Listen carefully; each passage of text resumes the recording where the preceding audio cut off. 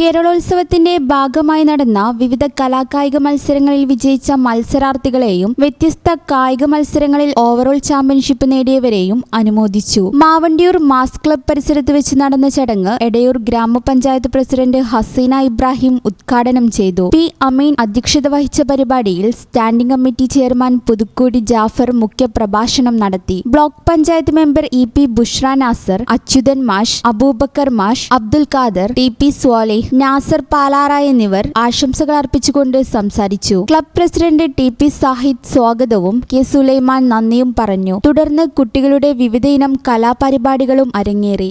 ഈ channel news Valanchery. Office സമയം കഴിഞ്ഞാലും അവധി ദിനമാണെങ്കിലും പണത്തിന് ആവശ്യമെങ്കിൽ മൊബൈൽ ആപ്പ് വഴി ഉടനടി അക്കൗണ്ടിലെത്തും. അതാണ് KSFE smart gold over draft. ഏത് ശാഖയിലും സ്വർണം വയ്ക്കൂ.